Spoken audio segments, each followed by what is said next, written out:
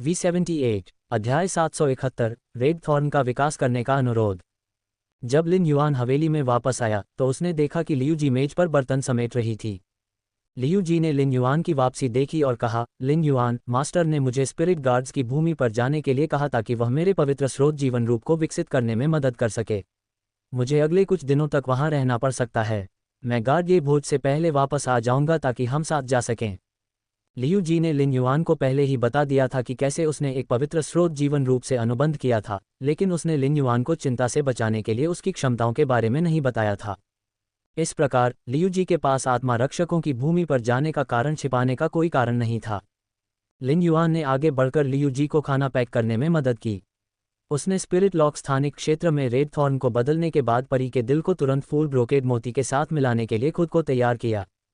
जब flower brocade पल एक परी प्रकार का जीवन रूप बन जाएगा तो वह बड़ी संख्या में पके हुए बच्चे पैदा करने में सक्षम हो जाएगा। यद्यपि लिन युआन खुद को आगे बढ़ाने के लिए अपनी ताकत पर भरोसा कर रहा था, लेकिन वह कभी भी चंद्र महारानी के प्रभाव से पूरी तरह से दूर नहीं हो पाया था। चंद्र महारानी के बिना वह चेंगवू के हाथों या जल जगत के आयामी दरार में मर गया होता। इससे पहले उन्होंने स्पिरिट लॉक स्थानिक क्षेत्र में कई मूल्यवान परियों को विकसित किया था, जैसे कि माउंटेन रिवर इटर्नल लाइफ काप। हालांकि उसने कभी भी उन वस्तुओं को चंद्र महारानी को देने के बारे में नहीं सोचा था, क्योंकि दीप्तिमान चंद्र महल में ऐसे परी थे जिनकी क्षमताएं माउंटेन रिवर इटर्नल लाइफ काप के समान या उससे भी बेहतर थीं। यद्यपि लिन युआन चंद्र महारानी को माउंटेन रिवर इटर्नल लाइफ काप देकर अपनी ईमानदारी दिखाने में सक्षम होगा, लेकिन यह उसके लिए बेकार होगा। जब लिन युआन ने गोल्डन लोट्स ब्रोकेड मोती को पोषित करने का फैसला किया तो उसने चंद्र महारानी को देने के लिए 100 मोती पोषित करने की योजना बनाई थी। 100 स्वर्ण कमल ब्रोकेड मोती लिन युआन की ईमानदारी का संकेत थे। ये पिछले 8 महीनों में लिन युआन के सुधार का पहला प्रमाण भी होगा। लियू जी को विदा करने के बाद लिन युआन ने स्वयं को स्पिरिट लॉक स्थानिक क्षेत्र में पहुंचा दिया। लिन युआन उस समय दंग रह गया जब उसने स्पिरिट लॉक स्थानिक क्षेत्र में प्रवेश किया, क्योंकि उसने सोते हुए लाल कांटे में त्याग के मुख को हिंसक रूप से कांपते हुए देखा। रिलिंक्विश का कांपता हुआ मुख संकेंद्रित वनस्पति ऊर्जा से ढका हुआ था। जब पौधे की ऊर्जा रिलिंक्विश के मुख के चारों ओर विस्फोटित हुई तो ऐसा लगा कि वह रिलिंक्विश के मुख से बाहर निकल जाएगी। हालांकि रिलिंक्विश का मुख एक लचीली दीवार थी जो पौधे की ऊर्जा को अंदर सुरक्षित रखती थी।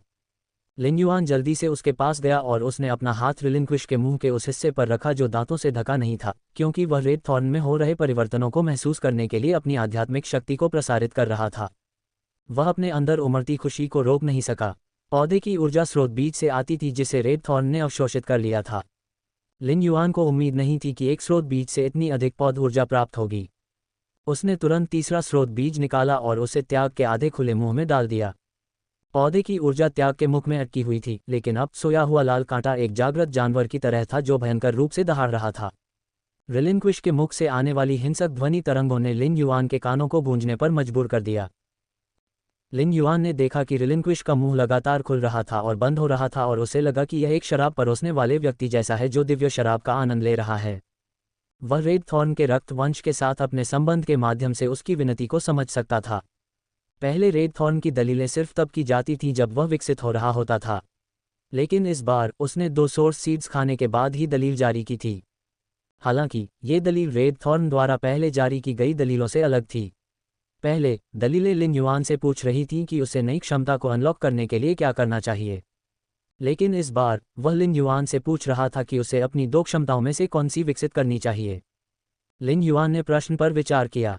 रेड थॉर्न के लिए उस स्रोत बीज से आगे बढ़ना आसान नहीं था जहां वह शुरू हुआ था। रेड थॉर्न लिन युआन का पहला स्रोत प्रकार जीवन रूप था और चिमी और जीनियस के बाद उनका सबसे पहला साथी था।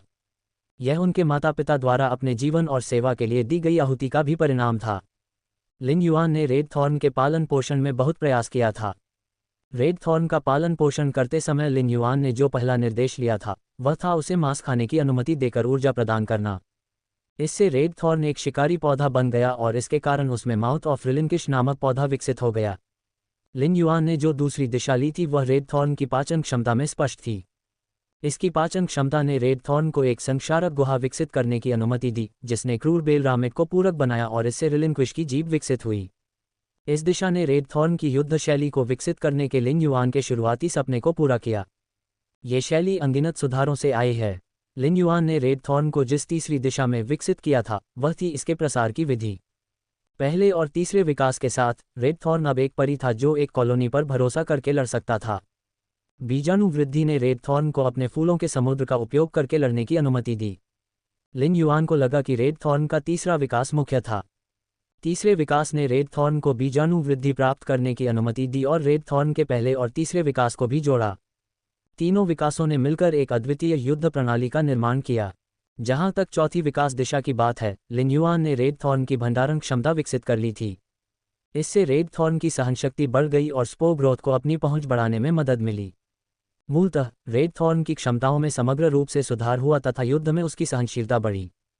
चौथे विकास से उभरी हुई रिलिंक्विश की आंख ने न केवल युद्ध के दौरान रेड थॉर्न की भंडारण क्षमता को बढ़ाया बल्कि रेड थॉर्न को अपनी पहुंच का विस्तार करने में भी मदद की। बची हुई रिलिंक्विश की आंखों को रेड थॉर्न और चाइल्ड रैमेट्स को जोड़ने वाली लताओं के माध्यम से फूलों के समुद्र में भेजा जाएगा। इससे रिलिंक्विश की आंखों में संग्रहित रक्त ऊर्जा रेड थॉर्न के लिए अपने दुश्मन पर हमला करने की शक्ति का स्रोत बन जाएगी। युद्ध में रेड थॉर्न हमेशा क्षति पहुंचाने के लिए अपने संक्षारक पाचन तरल पदार्थ और लताओं पर निर्भर रहता था। जब किसी कमजोर दुश्मन का सामना होता है तो रेड थॉर्न कई दिशाओं से हमला कर सकता है।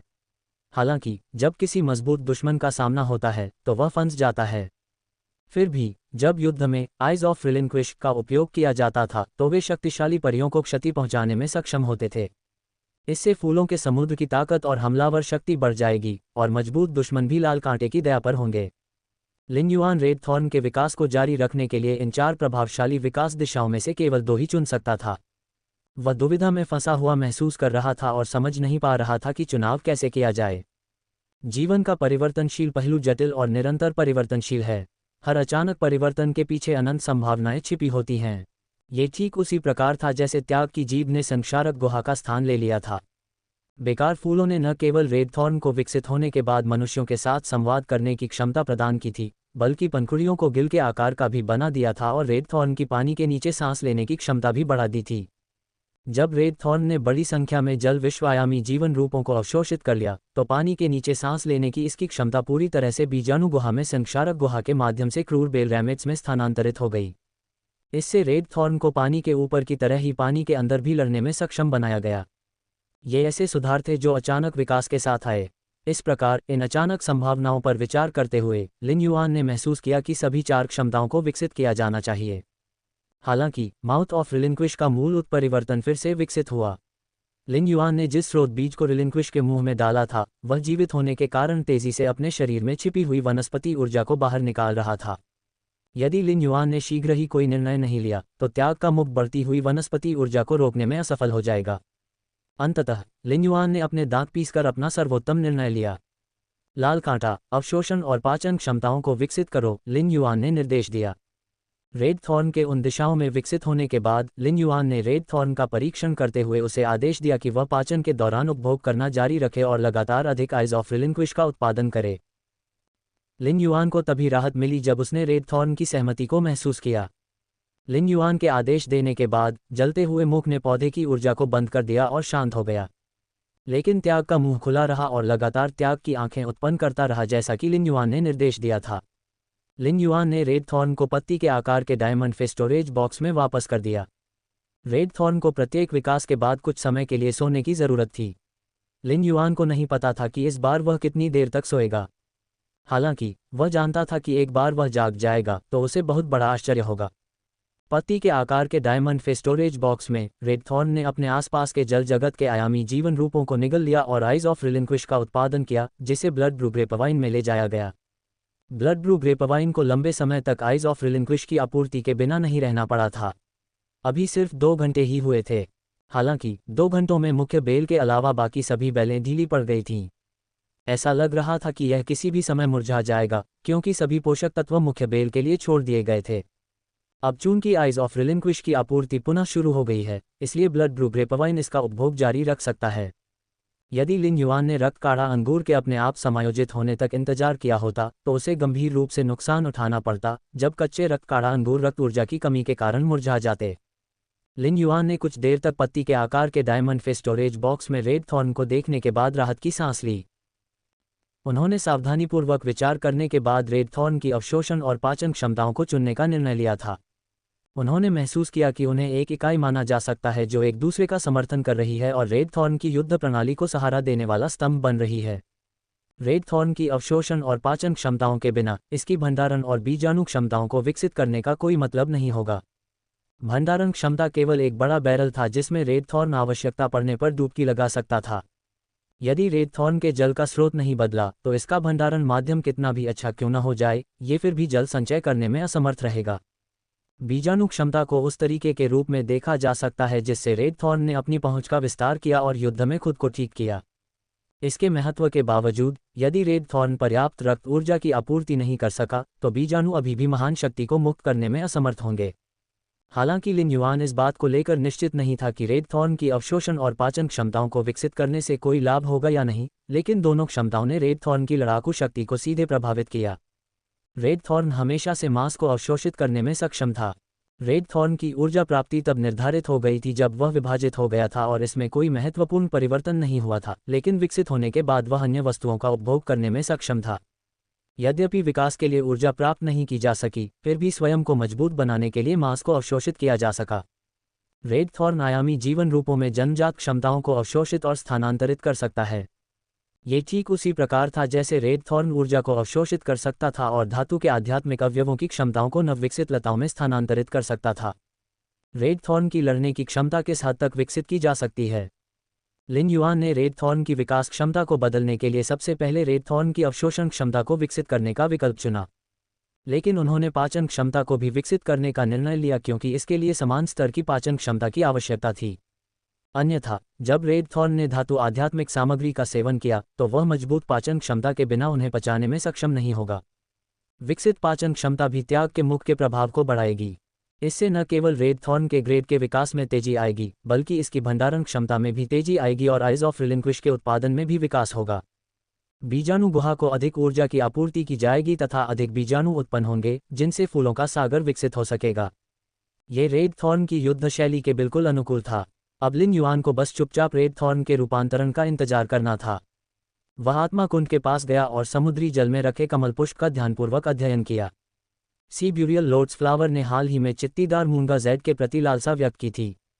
स्पिरिट लॉक स्थानिक क्षेत्र में कोरल जेड का पहला बैच परिपक्व हो गया था। लिन युआन ने गाओ फैन को जो धब्बेदार जेड देने का वादा किया था, उसके अलावा लिन युआन ने उन जेड को अलग रखा था जिनसे वह डूबे हुए बाढ़ वाले ड्रैगन झील के तल को ढकना चाहता था। जलमग्न बाढ़ ड्रैगन झील में ब्लिस की एंजलफिश सभी प्लेटिनम ग्रेड की थीं और उन्हें अधिक धब्बेदार मूंगा जेड की आवश्यकता नहीं थी। इस प्रकार लिन युआन ने शेष बचे हुए धब्बेदार मूंगा जेड को स्पिरिट पूल में डाल दिया ताकि तल को ढक दिया जा सके। जब सागर दफन कमल फूल ने धब्बेदार मूंगा जेड का सामना किया तो उसने उत्साहपूर्वक शुद्ध आत्मा क्यूई को अवशोषित करना शुरू कर दिया। आत्मा पूल के तल पर सभी धब्बेदार मूंगा जेड को ढकने के लिए बड़ी मात्रा में अस्थि कमल के फूलों को सक्रिय किया गया था ताकि अंदर की ऊर्जा को अवशोषित किया जा सके। लेकिन लिन युआन की उम्मीद के विपरीत समुद्री दफन कमल का फूल धब्बेदार मूंगा जेड के अंदर की ऊर्जा को उतनी तेजी से अवशोषित नहीं कर रहा था जितनी तेजी से वह शुद्ध आत्मा क्यूई के साथ करता था। इसके बजाय इसमें समय लग रहा था। समुद्र में दफनाने वाला कमल का फूल एक हानिरहित छोटे सफ़ेद फूल जैसा दिखता था। लिन युआन कुछ समय से इस छोटे सफ़ेद फूल के साथ समायोजन कर रहा था और इसकी स्थिति से पूरी तरह अवगत था। लेकिन चित्तीदार मूंगा जेड को अवशोषित करने के बाद समुद्री बरियल लोटस फूल की जड़ों के पास कई सुंदर प्रवाल प्रकट हो गए थे। ये मूंगे रंग बिरंगे थे और इन्होंने समुद्री क्रिस्टलों को ढंक रखा था जो समुद्री कमल पुष्प की जड़ों से उगे थे। लिन युआन के लिए जड़ों के निचले भाग में एक स्थान छोड़ा गया था ताकि वह सोबिंगसी क्रिस्टल्स को बाहर निकाल सके। लिन युआन आश्चर्यचकित हुए बिना नहीं रह सका। उन्होंने तुरंत ये भी समझ लिया कि यह स्थिति समुद्री जल में पाए जाने वाले कमल पुष्प के धब्बेदार मूंगा जेड को अवशोषित करने के बाद उत्परिवर्तित होने के कारण उत्पन्न हुई है। उत्परिवर्तन के बाद सी ब्यूरियल लोटस फ्लावर पर छोटे सफ़ेद फूलों पर भी कई अजीब धब्बे उगाए। ये धब्बे समुद्र के किनारे कमल के फूल के ऊपर चढ़ते हुए प्रतीत होते थे। लिन युआन सी ब्यूरियल लोटस फ्लावर के फूलों पर उगने वाले धब्बों से बहुत परिचित था। वे धब्बेदार कोरल जेड से आए थे जिसे अवशोषित कर लिया गया था। हालांकि लिन युआन अभी भी स्पष्ट नहीं था कि इन धब्बों का क्या प्रभाव होगा। समुद्री दफन कमल पुष्प को कुछ समय तक धब्बेदार मूंगा जेड को अवशोषित करना होगा तथा धब्बों के प्रभाव स्पष्ट होने से पहले अपना उत्परिवर्तन पूरा करना होगा। उस समय वह समुद्री दफन कमल फूल में हुए परिवर्तनों की जांच करने के लिए सच्चे डेटा का उपयोग करने में सक्षम होगा। लिन युआन ने उगे नए मूंगों को छूने की कोशिश की और देखा कि समुद्री कमल के फूल ने अचानक एक इंद्रधनुषी मूंगा कमल को फैलाया और लिन युआन की उंगली के चारों ओर लपेटा। इससे लिन युआन की उंगली को गर्म चूषण महसूस हुआ और उसे एक हल्का सा गंदा विचार महसूस हुआ। इस गड़बड़ विचार ने लिन युआन को स्तब्ध कर दिया और उसे तुरंत एहसास हुआ कि उसका पिछला अनुमान सही था। समुद्री दफन कमल फूल वर्तमान में उत्परिवर्तित हो रहा था और इसका एक संकेत ये था कि उसके विचार अधिक स्पष्ट हो जाएंगे। लिन युआन ने अपनी आध्यात्मिक शक्ति का संचार किया और अपनी उंगली का उपयोग करके शुद्ध आत्मा क्यूई को इंद्रधनुषी मूंगा कमल में स्थानांतरित किया जिसे समुद्र दफन कमल के फूल ने फैलाया था। 10 मिनट बाद उसने आखिरकार अपनी उंगली को अनिच्छुक समुद्र दफन कमल के फूल से अलग कर लिया। उन्होंने पहले भी सिब्यूरियल लोटस फ्लावर के साथ अनुबंध करने पर विचार किया था। अब जबकि उसके पास 2 परियों के हृदय थे, वह समुद्री दफन कमल के फूल को फूल ब्रोकेड मोती के साथ एक परी प्रकार के स्रोत प्रकार के जीवन रूप में परिवर्तित कर सकता था। जब तक लिन युआन वह पहला व्यक्ति था जिसे सिबरियल लोटस फ्लावर ने देखा था, तब तक इससे कोई फर्क नहीं पड़ता था कि लिन युआन ने वास्तव में सिबरियल लोटस फ्लावर के साथ कोई अनुबंध किया था या नहीं। इससे लिन युआन की पहले से ही कम हो रही आध्यात्मिक ऊर्जा भी बच जाएगी जिसका उपयोग वह अन्य परियों के साथ अनुबंध करने के लिए कर सकता है। समुद्र ब्यूरियल लोटस फ्लावर के विचार स्पष्ट और बोधगम्य होने में बस कुछ ही समय शेष था। इस प्रकार लिन युआन तब तक इंतजार नहीं कर सकता था जब तक कि समुद्र के दफन कमल के फूल का उत्परिवर्तन समाप्त नहीं हो जाता। उसे तुरंत इसे परी के दिल के साथ जोड़ना था। अन्यथा जब समुद्र दफन कमल फूल के विचार समझदार हो गए तो लिन युआन समुद्र दफन कमल फूल और परी के दिल दोनों का बलिदान कर सकता था। जीनियस ने लग्जूरियंट स्पिरिट फ्लूइड तैयार करने में कड़ी मेहनत की थी। लिन युआन जीनियस के पास गया लेकिन उसे परेशान नहीं किया। उन्होंने जीनियस द्वारा लग्जूरियंट स्पिरिट फ्लूइड की एक और बोतल तैयार करने तक इंतजार किया। फिर उन्होंने जीनियस को उठाया और कहा, जीनियस, आपको आज के बाद लग्जूरियंट स्पिरिट फ्लूइड बनाने की ज़रूरत नहीं है। जीनियस ने म्याऊं की आवाज़ निकाली और बच्चों जैसी आवाज़ में कहा, तो मैं मास्टर हॉन्ग शेन की मदद प्लेटिनम जल औषधि तैयार करके करूंगा ताकि ब्लिस की एंजलफिश जल्द ही प्लेटिनम ग्रेड तक विकसित हो सके। लिन युआन के दिल में गर्मजोशी की लहर दौड़ गई लेकिन उसने अपना सिर हिलाया और कहा, जीनियस, जब मैं गार्डिये बैंक्वेट से लौटूंगा तो मैं तुम्हें कुछ 100 प्रश्न वाले जानवर चुनने के लिए ले जाऊंगा। मैं उन 100 प्रश्न वाले जानवरों को विकसित करूंगा और तुम उन्हें ये सिखाने के लिए कनेक्टेड टेल्स का उपयोग कर सकते हो कि क्या वे क्रिएशन मास्टर्स बनना सीख सकते हैं। जीनियस ने जिम्मेदारी के भाव से कहा, मैं एक अच्छा शिक्षक बनूंगा और उन बिल्ली के बच्चों को ठीक से पढ़ाऊंगा। मैं ये सुनिश्चित करूंगा कि वे आपकी मदद करें। लिन युआन जीनियस की छोटी नाक को खरोंचने से खुद को रोक नहीं सका। जीनियस औसत 100 प्रश्न जानवरों से भी छोटा था, फिर भी वह उन्हें बिल्ली कह रहा था। लिन युआन ने जीनियस के सिर की मालिश की और कहा, यदि आप सफल हो जाते हैं तो आपको अब इतनी मेहनत नहीं करनी पड़ेगी। जीनियस ने आज्ञाकारी ढंग से सिर हिलाया और चिपचिपे स्नेह के प्रदर्शन के रूप में अपनी विशाल पूंछ से लिन युआन को धक्का दिया। चिमी, जो फीनिक्स पर्चिंग चाइनीज पैरासोल वृक्ष के घोंसले में रह रहा था, ने देखा कि जीनियस अंततः आराम करने लगा है और वह तेजी से उड़कर जीनियस के सिर पर उतर गया। उसके छोटे छोटे पैर जीनियस के सिर पर इस तरह पड़े मानो जीनियस से पूछ रहे हों कि क्या वह चिमी के लाइव स्ट्रीम के बारे में भूल गया है। हालांकि चिमी गोल्ड फैंटेसी बन गई थी, फिर भी वह ये नहीं समझ पाई कि स्टार वेब की लाइव स्ट्रीम कैसे काम करे। इसलिए इसने इस समय तक लाइव स्ट्रीम करने की हिम्मत नहीं की थी, क्योंकि इसे डर था कि एक गिफ इसे जीनियस की मदद के बिना ब्लॉक कर देगा। लिन युआन के कुछ देर तक चिमी के साथ खेलने के बाद जीनियस और चिमी phoenix perching Chinese parasol tree के शीर्ष पर वापस चले गए। लिन युआन ने उसके दोनों ओर समुद्री कमल पुष्प और स्वर्ण कमल ब्रोकेड मोती रख दिए। उन्होंने प्रत्येक परी के हृदय को गोल्डन लोट्स ब्रोकेड पल ऑटेट और सिबरियल लोट्स फ्लावर के फूल कोर पर रखा। जल्द ही परी के दिल के गुलाबी रत्न टूटने लगे। गुलाबी ऊर्जा मणि से प्रवाहित होकर सिबरियल लोट्स फ्लावर और गोल्डन लोट्स ब्रोकेड मोती में परिवर्तित हो गई। कुछ ही देर बाद गुलाबी ऊर्जा गायब हो गई और लिन युआन चुपचाप गोल्डन लोट्स ब्रोकेड पल और सिब्यूरियल लोट्स फ्लावर के बदलने का इंतजार करने लगा। इसके कुछ समय बाद ही लिन युआन ने गोल्डन लोट्स ब्रोकेड पल ऑटेट और सिब्यूरियल लोट्स फ्लावर के फूल के कोर से एक फूल उगते देखा। 1 मीटर की ऊंचाई तक पहुंचने के बाद फूल का बढ़ना बंद हो गया और उसके शीर्ष पर एक छोटी सी गेंद उगाई। छोटी गेंद फूलने लगी और लिन युआन को यकीन हो गया कि यह एक फल है। गोल्डन लोट्स ब्रोकेड पल और सिब्यूरियल लोट्स फ्लावर पर उगने वाले फल अलग अलग थे, जिसमें गोल्डन लोट्स ब्रोकेड पल पर उगने वाला फल गुलाबी पैटर्न के साथ सुनहरा था, जबकि सिब्यूरियल लोट्स फ्लावर पर उगने वाला फल रंगीन धब्बों के साथ सफ़ेद था। वास्तव में यह महत्वपूर्ण नहीं था कि समुद्री कमल पुष्प का उत्परिवर्तन समाप्त हुआ या नहीं। एक बार जब ये परी प्रकार के स्रोत प्रकार के जीवन रूप में परिवर्तित हो गया तो समुद्री दफन कमल का फूल अभी भी धब्बेदार मूंगा जेड को अवशोषित करने और उत्परिवर्तन जारी रखने में सक्षम होगा। समुद्री दफन कमल फूल को जब बुद्धि प्राप्त हो जाएगी तो वह लिन युआन के साथ स्पष्ट रूप से संवाद करने में सक्षम हो जाएगा और अपने लिए धब्बेदार मूंगा जेड का चयन करेगा। मूंगा जेड पर कई अलग अलग प्रकार के धब्बे थे और लगभग हर 10 धब्बे अलग अलग थे। जब लिन युआन चित्तीदार मूंगा जेड का पोषण कर रहा था तो उसने उन्हें व्यवस्थित करने के बारे में नहीं सोचा और जो कुछ भी उसने देखा उसे ले लिया। हालांकि अब जब उन्होंने इसके बारे में सोचा तो ऐसा लगा कि कोरल जेड में जितने अधिक धब्बे होंगे समुद्री कमल के फूल के विकास के लिए उतना ही बेहतर होगा। दोनों फूल एक ही दर से बढ़ने लगे, लेकिन जल्द ही यह स्पष्ट हो गया कि गोल्डन लोटस ब्रोकेड पल का फूल सिब्यूरियल लोटस फ्लावर के फूल की तुलना में बहुत तेजी से बढ़ रहा था। फल में वे परियां होनी चाहिए थीं जिनमें गोल्डन लोटस ब्रोकेड पल और सिब्यूरियल लोटस फ्लावर परिवर्तित होने वाले थे।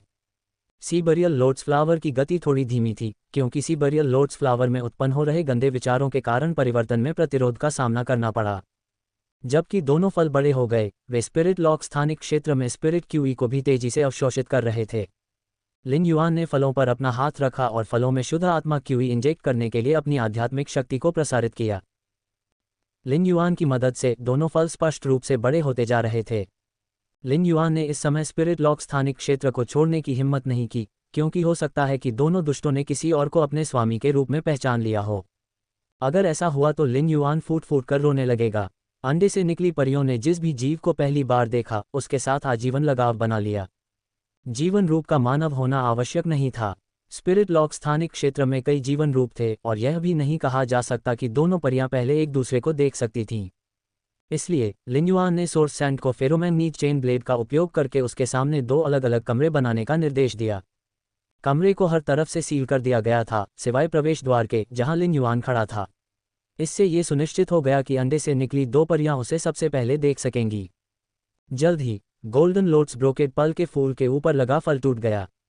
लिन युआन की हथेली के आकार के पारदर्शी पंखों वाली एक छोटी परी उड़ी। परी के लंबे गुलाबी बाल उसी गुलाबी रंग के थे जो गोल्डन लोटस ब्रोकेड मोती पर थे। परी की गोरी त्वचा उसके द्वारा पहने गए सुनहरे टूटू से अलग दिख रही थी।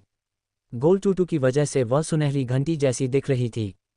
परी के अंडे से बाहर आने के बाद उसने उत्सुकता से अपने आसपास के वातावरण का निरीक्षण करना शुरू कर दिया और जैसे ही उसने लिन युआन को देखा वह उड़कर उसके पास आ गई। उसने लिन युआन के चेहरे को पकड़ लिया और नृत्य की तरह उसके चारों ओर उड़ने से पहले उसे प्यार से सहलाया। उस समय लिन युआन ने देखा कि समुद्री कमल के फूल का फल भी टूटने वाला था। उसने जल्दी से अंडे से निकली परी को अपने पीछे छिपा लिया ताकि यह सुनिश्चित हो सके कि समुद्र में दफनाए गए कमल के फूल की परी उसे पहले देख ले। सफ़ेद कवच पहने एक छोटी आकृति उभरी जिस पर कमल के फूल की नक्काशी थी और जिसकी पीठ पर चांदी के 3 पंख लगे थे। उसके लंबे चांदी जैसे बाल पीछे की ओर झूल रहे थे और वह एक खिले हुए चांदी के कमल जैसा लग रहा था। समुद्र दफन कमल फूल की परी एक पल के लिए चकित हो गई इससे पहले कि वह लिन युआन पर नजर डाले। जैसे ही उसने अपने पंख फड़फड़ाए और लिन युआन की उंगली पर आकर बैठ गया उसकी कठोर अभिव्यक्ति एक अजीब लाल रंग में बदल गई और उसने उसकी आंखों में देखा। लिन युआन समुद्र के किनारे कमल के फूल की परी से लगभग सम्मोहित हो गया था। उसे उसकी ओर इतने लाल भाव से क्यों देखना पड़ा। अचानक समुद्र दफन कमल पुष्प की परी अत्यंत मधुर आवाज में चिल्लाने लगी। समुद्र दफन कमल फूल की परी ने जल्दी से अपने छोटे हाथों को इधर उधर हिलाया और ऐसा लगा जैसे वह लिन युआन को कुछ संकेत दे रही हो। समुद्र दफन कमल के फूल की परी ने एक नज़र देखने के बाद लिन युआन को अपना स्वामी स्वीकार कर लिया था।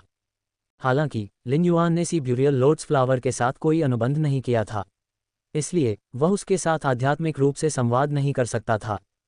समुद्री कमल पुष्प और स्वर्ण कमल ब्रोकेड मोती ने अपने स्वामी को कुत्तों की तरह स्वीकार किया था। यद्यपि उस व्यक्ति का कुत्तों के साथ सीमित संबंध था, फिर भी कुत्ते उस व्यक्ति को अपना सब कुछ मानते थे। ये संभव है कि ये दोनों परियां लिन युआन के साथ पहली नज़र में हुए इस बंधन के कारण उसके अधिक करीब महसूस कर रही थीं, जबकि लिन युआन ने जिन परियों के साथ अनुबंध किया था उनकी तुलना में ऐसा नहीं था। लिन युआन के मन में एक विचार कौंधा जब उसने समुद्र के किनारे कमल के फूल की परी की चिंतित हरकतों को देखा। परी प्रकार के स्रोत प्रकार के जीवन रूप आत्मा क्यूई पेशेवरों की तुलना में अधिक बुद्धिमान थे और वे सुनने के माध्यम से भाषाएं सीख सकते थे। हालांकि इसमें कुछ समय लगेगा। इससे पहले कि वे स्वतंत्र रूप से संवाद कर सकें और जवाब दे सकें, उन्हें 1 महीने का प्रशिक्षण लेना होगा। लेकिन यदि उनके शिक्षक में योग्य प्रतिभा हो तो इसमें अधिक समय नहीं लगेगा। लिन युआन ने पेड़ की चोटी पर चिल्लाकर कहा, जीनियस, आओ अपने छात्रों को पढ़ाओ। जीनियस ने लिन युआन की चीख सुनी और पत्तियों से बाहर निकलने से पहले एक छोटी सी म्याऊं की। वह लिन युआन के पैर तक दौड़ा और लिन युआन के कंधे पर चढ़ गया और उसके चेहरे को सूंघने लगा। युआन, मैंने कक्षा 4 के विद्वान, फे ऑब्जर्वर और आध्यात्मिक घटक विश्लेषक का सारा ज्ञान सीख लिया है। हालांकि स्टार वेब पर खरीदने के लिए कक्षा 5 का कोई ज्ञान उपलब्ध नहीं है। इसलिए मैं अपने आप ही स्टार वेब पर सूचना बैंकों को देख रहा हूं और यादृच्छिक ज्ञान प्राप्त कर रहा हूं। अब से मैं छोटी बिल्लियों को और भी बेहतर ढंग से सिखा पाऊंगा, जीनियस ने बच्चों जैसी आवाज में कहा। लिन युआन जानता था कि जीनियस इस बारे में सोच रहा था कि उसे जल्द ही 100 प्रश्न जानवरों को कैसे सिखाना होगा। ऐसा लग रहा था कि जीनियस जिम्मेदारी से भरा हुआ था। ठीक है, कक्षा 5 की जानकारी के बारे में मैं आपको जल्द ही अपने साथ हिडन मून पवेलियन ले जाऊंगा। 108वां, 109वां और 110वां स्तर कक्षा 5 के विद्वान, फे ऑब्जर्वर और आध्यात्मिक घटक विश्लेषक ज्ञान के लिए अलग रखा गया है। हम उन्हें एक साथ देख सकते हैं। जीनियस से बात करते समय लिन युआन ने देखा कि गोल्डन लोट्स ब्रोकेड पल की परी तब से उसके पीछे छिपी हुई है जब से समुद्री दफन लोट्स फूल की परी उभरी है। लिन युआन को यह सुनकर थोड़ा आश्चर्य हुआ। उसने अपना हाथ अपनी पीठ के पीछे रखा और उसकी उंगलियों पर कोई वजन आ पड़ा। लिन युआन जानता था कि गोल्डन लोट्स ब्रोकेड पल की परी उसकी उंगलियों पर उतरी थी। उसने अपना हाथ वापस अपने सामने लाया और तुरंत देखा कि गोल्डन लोट्स ब्रोकेड पल की परी थोड़ा कांप रही थी, जैसे कि वह किसी चीज से डर रही हो। 6 पंखों वाला सिल्वर कोरोना और 2 पंखों वाला ब्रोकेड जीथर। लिन युआन ने तुरंत इस स्थिति को महत्वपूर्ण समझा। स्पिरिट लॉक स्थानिक क्षेत्र में कुछ भी अशोभनीय नहीं था और गोल्डन लोट्स ब्रोकेड पल की परी जब अभी अभी निकली थी तब वह बहुत जीवंत थी। ऐसा लग रहा था कि वह बिल्कुल भी भयभीत नहीं था। ये सब तब शुरू हुआ जब समुद्र में दफनाने वाले कमल के फूल की परी का जन्म हुआ। इसका मतलब यह था कि गोल्डन लोट्स ब्रोकेड पल की परी स्वाभाविक रूप से सीब्यूरियल लोट्स फ्लावर की परी से डरती थी। लिन युआन ने अपना दाहिना हाथ अपने बाएं हाथ के करीब लाने की कोशिश की। जब गोल्डन लोट्स ब्रोकेड पल की परी सीब्यूरियल लोट्स फ्लावर की परी के करीब आई तो गोल्डन लोट्स ब्रोकेड पल की परी का आतंक और अधिक स्पष्ट हो गया। अचानक लिन युआन को वह जानकारी याद आ गई जो चंद्र महारानी ने परी प्रकार के स्रोत प्रकार के जीवन रूपों के बारे में साझा की थी और उसने कुछ ऐसा देखा जो उसने अनदेखा कर दिया था। वहाँ कई ड्रैगन प्रजाति के परी थे, जिनमें से कई ड्रैगन प्रजाति के परियों की रक्त रेखाएं थीं जिन्हें अनलॉक नहीं किया जा सका। इस प्रकार वे पूरी तरह से वायरम प्रजाति के परी और भयानक ड्रैगन प्रजाति के परियों की रक्त रेखाओं को अनलॉक करने में सक्षम नहीं होंगे। मुख्य ड्रैगन प्रजाति के परी बनने के लिए आगे बढ़ना तो दूर की बात है। लेकिन ऐसा नहीं था कि सिर्फ ड्रैगन प्रजाति के फेस के पास ही स्पष्ट रक्तरेखा स्तर था। सभी फेस की एक निश्चित रैंकिंग थी जो उनकी रक्तरेखा को अलग करती थी। यहाँ तक कि कुछ परी और स्रोत प्रकार के जीवन रूप भी थे जिनकी रक्तरेखा रैंकिंग के बीच और भी सख्त विसंगतियाँ थीं। इसमें परी प्रकार के स्रोत प्रकार के जीवन रूप भी शामिल थे। परी प्रकार के स्रोत प्रकार के जीवन रूपों की रक्तरेखा को मुख्य रूप से उनके पंखों की संख्या के आधार पर अलग किया गया था। एक जोड़ी पंखों वाले परी प्रकार के स्रोत प्रकार के जीवन रूप सबसे आम थे और उन्हें निम्नतम रक्त स्तर माना जाता था। इसके बाद 2 जोड़ी पंखों वाले परी प्रकार के स्रोत प्रकार के जीवन रूप थे। इन स्रोत प्रकार के जीवन रूपों को पहले से ही परी प्रकार के स्रोत प्रकार के जीवन रूपों में से सबसे श्रेष्ठ माना जाता था। लियू जी की कीट रानी और चू सी के जलते हुए सूरजमुखी के जुड़वां बच्चे 2 जोड़ी पंखों वाले परी प्रकार के स्रोत प्रकार के जीवन रूप थे। रेडियंस फेडरेशन में परी प्रकार के स्रोत प्रकार के जीवन रूपों के बारे में जानकारी में 2 जोड़ी पंखों वाले लोगों को शीर्ष माना जाता था। ये केवल 3 वर्ष पहले की बात है जब एक परी प्रकार के स्रोत प्रकार के जीवन रूप में अप्रत्याशित रूप से परिवर्तन हुआ था, जब वह मिथ नस्ल में विकसित हुआ और उसके पंखों की तीसरी जोड़ी विकसित हो गई। इसने रेडियंस फेडरेशन में परी प्रकार के स्रोत प्रकार के जीवन रूपों की समझ को पूरी तरह से नए सिरे से लिख दिया था। किंवदंती के अनुसार 3 जोड़ी पंखों वाले परी प्रकार के स्रोत प्रकार के जीवन रूप परी प्रकार के स्रोत प्रकार के जीवन रूपों के सम्राट थे। केवल एक जोड़ी पंखों वाले परी प्रकार के स्रोत प्रकार के जीवन रूपों के पास शून्य अधिकार था। 3 जोड़ी पंखों वाले परी प्रकार के स्रोत प्रकार के जीवन रूपों में भी 2 जोड़ी पंखों वाले जीवों की तुलना में काफ़ी मात्रा में रक्त शक्ति थी। यह पाया गया कि 3 जोड़ी पंखों वाले परी प्रकार के स्रोत प्रकार के जीवन रूप 2 जोड़ी पंखों वाले जीवों की 2/3 लड़ाकू शक्ति को दबाने के लिए पूरी तरह से अपने रक्त पर निर्भर हो सकते हैं। इसे एक प्रकार की बदमाशी के रूप में देखा जा सकता है। रक्त वंश की रैंकिंग का प्रतीक होने के अलावा पंखों की संख्या ने परी प्रकार के स्रोत प्रकार के जीवन रूप की क्षमता का भी संकेत दिया। लिन युआन को उम्मीद नहीं थी कि परियों के दिलों का उपयोग करके उसने जो परियां बनाई थीं उनमें से एक के पास 3 जोड़ी पंख होंगे।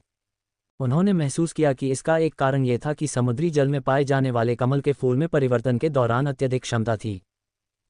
दूसरा कारण यह था कि भाग्य उनके पक्ष में था, अन्यथा उसके लिए 3 जोड़ी पंखों वाले परी प्रकार के स्रोत प्रकार के जीवन रूप को इतनी आसानी से प्राप्त करना असंभव था।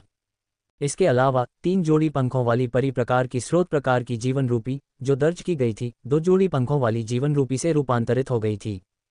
इसका अर्थ ये था कि परी प्रकार के स्रोत प्रकार के जीवन रूपों के पास विकसित होने पर रूपांतरित होने और अधिक पंख प्राप्त करने का मौका था।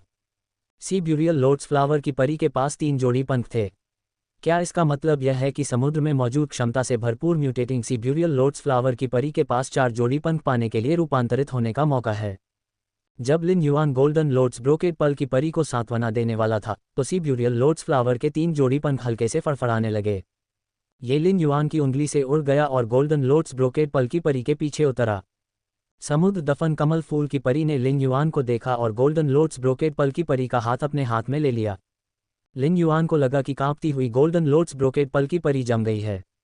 वह तुरंत ही समुद्र ब्यूरियल लोटस फ्लावर की परी को पहचान गया, जो गोल्डन लोटस ब्रोकेड पर्ल की परी को शांत करने के लिए आगे आई थी। उसे आश्चर्य हुआ कि समुद्र में डूबे कमल के फूल की परी इतनी सहानुभूतिपूर्ण थी।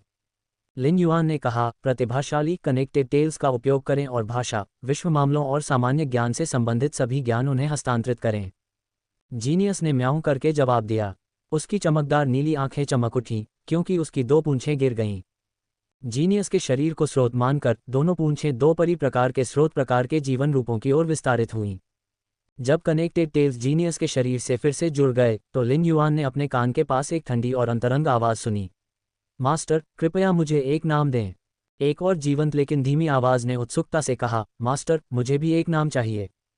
परी प्रकार के स्रोत प्रकार के जीवन रूप बहुत बुद्धिमान थे और बुद्धिमान जीवन रूपों ने हमेशा नामकरण को प्राथमिकता दी। लिन युआन को लगा कि नामकरण इससे आसान नहीं हो सकता। समुद्र के दफन कमल के फूल की परी के बाल चमकीले चांदी के थे और उसके सफ़ेद कवच पर धब्बे थे। इसकी त्वचा गोरी थी और इसका व्यक्तित्व घमंडी लेकिन अंतरंग था। लिन युआन को लगा कि सिल्वर कोरोना इसके लिए एक अच्छा नाम होगा। गोल्डन लोटस ब्रोकेड पर्ल की परी ने गुलाबी और सुनहरे रंग की स्कर्ट पहन रखी थी। उसका फिगर भी बहुत छोटा था। हालांकि इसका व्यक्तित्व जीवंत था, लेकिन ये बहुत आज्ञाकारी था। गोल्डन लोटस ब्रोकेड पर्ल की विशेषताओं को ध्यान में रखते हुए लिन युआन ने महसूस किया कि इसके लिए एक अच्छा नाम ब्रोकेड जीथर होगा। लिन युआन ने दोनों परियों से कहा, तुम में से एक का नाम सिल्वर कोरोना होगा, जबकि दूसरी का नाम ब्रोकेड जीथर होगा। ये कैसा लगता है? लिन युआन द्वारा उनका नाम रखने के तुरंत बाद उसने अपनी आत्मा की गहराई में पवित्र तलवार चलाने वाली रानी की आवाज़ सुनी।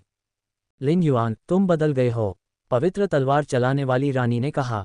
लिन युआन पवित्र तलवार चलाने वाली रानी की बातों से हैरान था। उसे समझ नहीं आ रहा था कि वह कैसे बदल गया है। क्या मैं अधिक सुंदर हो गया? हालांकि लिन युआन ये बता सकता था कि पवित्र तलवार चलाने वाली रानी उसकी आत्मा को महसूस करके थोड़ी आहत हुई थी। वह नहीं जानता था कि पवित्र तलवार चलाने वाली रानी के साथ क्या हुआ था, लेकिन वह उसे सांत्वना देने का एक अच्छा तरीका जानता था। लिन युआन ने पवित्र तलवार चलाने वाली रानी से कहा, मैं जल्द ही तुम्हारे लिए दावत का आयोजन करूंगा। मैंने लगभग 1000 कानून स्रोत क्रिस्टल जमा कर लिए हैं। एक बार लिन युआन ने बात की, उसने अपनी आत्मा का उपयोग पवित्र तलवार चलाने वाली रानी की मनोदशा को समझने के लिए किया और महसूस किया कि वह अब परेशान नहीं थी। तलवार चलाने वाली रानी अब केवल खुशी और आशा से भरी हुई थी। लिन युआन ये देखकर आश्चर्यचकित हो गया कि कैसे आसानी से पेटू लोगों को भोजन से संतुष्ट किया जा सकता है। गोल्डन लोटस ब्रोकेड पर्ल और सी ब्यूरियल लोटस फ्लावर की परियों ने उन्हें दिए गए नामों को बुदबुदाया और सी ब्यूरियल लोटस फ्लावर की परी लिन युआन के कंधे तक उड़कर उसके चेहरे को चूमने के लिए आई। समुद्र के किनारे कमल के फूल की परी की ठंडी अभिव्यक्ति और भी अधिक लाल हो गई जब उसने फुसफुसाते हुए कहा, मास्टर, मुझे सिल्वर कोरोना नाम पसंद है। लिन युआन को यह अजीब नहीं लगा कि सिल्वर कोरोना ने उसे चूमा, क्योंकि यह सिर्फ एक संकेत था कि उसे अपना नाम पसंद है। हालांकि ब्रोकेड जीथर भी लिन युआन के कंधे तक उड़ना चाहता था और उसके करीब आना चाहता था, लेकिन उसने सिल्वर कोरोना के बगल में उतरने की हिम्मत नहीं की। सिल्वर कोरोना ने देखा कि ब्रोकेड जीथर किस तरह से व्यवहार कर रहा था और उसने ब्रोकेड जीथर को लिन युआन के कंधे पर खींच लिया। मास्टर, मुझे भी अपना नाम पसंद है, ब्रोकेड जीथर ने विनम्रतापूर्वक कहा। लिन युआन ने सिल्वर कोरोना और ब्रोकेड जीथर की विशेषताओं की जांच करने के लिए ट्रू डेटा का उपयोग किया। ब्रोकेड जीथर के सच्चे डेटा से पता चला कि इसने गोल्डन लोटस ब्रोकेड पर्ल से सब कुछ पूरी तरह से विरासत में प्राप्त किया था। फे नाम golden lotus brocade pearl brocade zither. फे प्रजाति क्रासुलेसी वंश साइपस प्रकार। फे ग्रेड कांस्य 10/10। परी प्रकार स्रोत परी। फे क्वालिटी किंवदंती। क्षमताएं, प्रचुर मात्रा में रस पत्तियों में संग्रहित रस की मात्रा को बढ़ाएं और उचित पोषण मिलने पर इसे प्रोटीन में परिवर्तित करें। पत्तियों को लपेटें, जब पत्तियां परिपक्व हो जाएंगी तो बाहरी सतह पर लकड़ी प्रोटीन की एक परत बन जाएगी, जो पत्तियों के अंदर की सारी ऊर्जा को संग्रहित करेगी। विशिष्ट कौशल, जीवंत पौधे मोती प्रशिक्षण के बाद पौधे मोती नए मोती बनाएंगे यदि उन्हें पर्याप्त पोषण मिले। जब पोषक तत्व समाप्त हो जाते हैं तो नए मोती मुख्य मोती को कुछ पोषण प्रदान करेंगे। हालांकि यदि नए मोती नए जीवंत पौधे मोती विकसित करते हैं तो वे मुख्य शरीर से अलग होकर एक स्वतंत्र पौधे मोती बना लेंगे। ये कहा जा सकता है कि प्रकार में परिवर्तन के अलावा योग्यताएं और विशिष्ट कौशल सभी समान थे। लेकिन जब sea burial lotus flower silver corona में तब्दील हो गया तो ट्रू डेटा की जानकारी में काफ़ी बदलाव आ गया। सिल्वर कोरोना के बारे में मिली जानकारी से पता चला कि यह रूपांतरित हो रहा था। Sea burial lotus flower spirit lock स्थानिक क्षेत्र में तेजी से बढ़ रहा था और इसका ग्रेड अनजाने में सिल्वर 7 एपिक में विकसित हो गया था। सागर दफन कमल फूल हमेशा अन्य परियों से अलग था और ये तब भी विकसित नहीं हुआ जब लिन युआन ने इसमें शुद्ध आत्मा क्यूई इंजेक्ट किया। सी ब्यूरियल लोटस फ्लावर की श्रेणी और गुणवत्ता सोबिंग सी क्रिस्टल्स की ताकत से जुड़ी हुई थी। हालांकि सी ब्यूरियल लोटस फ्लावर के सिल्वर कोरोना में तब्दील होने के बाद इसके विकास की विधि में थोड़ा बदलाव आया। इस तरह के परिवर्तन को ट्रू डेटा पर दबी हुई स्थिति के रूप में दर्शाया गया था। फेस को सबसे बेहतर पता था कि खुद को कैसे विकसित किया जाए। जब सिल्वर कोरोना की बुद्धि अभी भी विकसित हो रही थी, लिन युआन को उसके परिवर्तन और विकास के बारे में सब कुछ अनुमान लगाना पड़ा।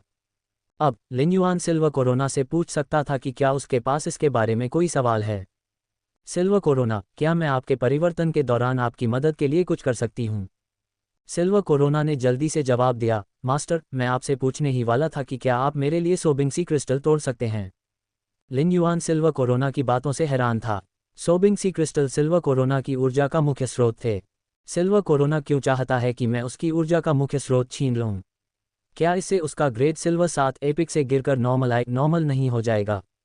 हालांकि लिन युआन ने सिल्वर कोरोना के अनुरोध को अस्वीकार नहीं किया। लिन युआन समुद्र दफन कमल फूल के मुख्य शरीर की ओर चला गया और सोबिंग सागर क्रिस्टल को तोड़ लिया। एक बार जब लिन युआन ने सोबिंग सी क्रिस्टल्स को तोड़ लिया तो सिल्वर कोरोना कमजोर होकर लिन युआन के कंधे पर गिर पड़ा। ब्रोकेड जीथर सिल्वर कोरोना को हवा में गिरते देख बहुत घबरा गया और चिंतित हो गया। लिन युआन ने ट्रू डेटा का उपयोग करके सिल्वर कोरोना और सी ब्यूरियल लोटस फ्लावर की जांच की और पाया कि दोनों ही नॉर्मल पर आ गए थे। उस समय लिन युआन ने सिल्वर कोरोना को प्रसन्नता से कहते सुना, मास्टर, मैं अंततः सफलता प्राप्त कर सकता हूं और अपना परिवर्तन पूरा कर सकता हूं। सिल्वर कोरोना कमजोर ढंग से उड़कर सी ब्यूरियल लोटस फ्लावर के मुख्य भाग पर पहुंच गया। कुछ ही देर बाद सिल्वर कोरोना के पैरों के पास इंद्रधनुषी कमल के फूल खिल गए। इंद्रधनुषी कमल के फूलों के कारण मूंगे जड़ों की ओर बढ़ने लगे। अचानक समुद्री कमल पुष्प की जड़ें सक्रिय हो गईं और सांपों की तरह मूंगों के चारों ओर लिपट गईं। अंततः जड़ें पिघलकर मूंगों के साथ मिल गईं। मूंगों पर मौजूद धब्बे तेजी से जड़ों के माध्यम से सी ब्यूरियल लोटस फ्लावर के सफ़ेद फूलों की ओर बढ़ गए, जिससे सफ़ेद फूलों पर मौजूद धब्बों की संख्या दोगुनी हो गई। उस समय लिन युआन ने सिल्वर कोरोना की आभा को उसकी ठंडी आत्मीयता से तीव्र अकेलेपन में बदलते हुए देखा। नरसंहार की इस तीव्र भावना ने लिन युआन को ऐसा महसूस कराया जैसे वह एक उजाड़ समुद्र तल पर लौट आया हो, जहां तक नजर जाती थी केवल अस्थि कमल के फूल ही थे। जैसे जैसे सिल्वर कोरोना के कवच पर धब्बे बढ़ते गए और हिलते गए, उसके सिर पर मूंगे से बना एक बड़ा मुकुट दिखाई देने लगा। मुकुट अत्यंत विचित्र लग रहा था और सिल्वर कोरोना के शरीर से कम 2 गुना बड़ा था। जब मुकुट प्रकट हुआ तो सिल्वर कोरोना की आभा बढ़ने लगी। कोरल जेड के धब्बे ज्यादातर छोटे सफ़ेद फूलों में स्थानांतरित हो गए थे।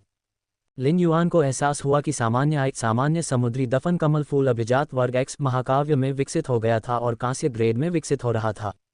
उन्होंने ये भी देखा कि सिल्वर कोरोना अब कार्सिनोमाफी नहीं रह गया था। अब वह वास्तविक क्षमताओं से युक्त एक सांप में परिवर्तित हो चुका था। मास्टर, कृपया मेरा विशेष कौशल चुनें, सिल्वर कोरोना ने कहा। सिल्वर कोरोना के बोलने पर इसकी आभा पुनः बढ़ गई तथा ये कांस्य ग्रेड सीमा को पार कर कांस्य सामान्य बन गया।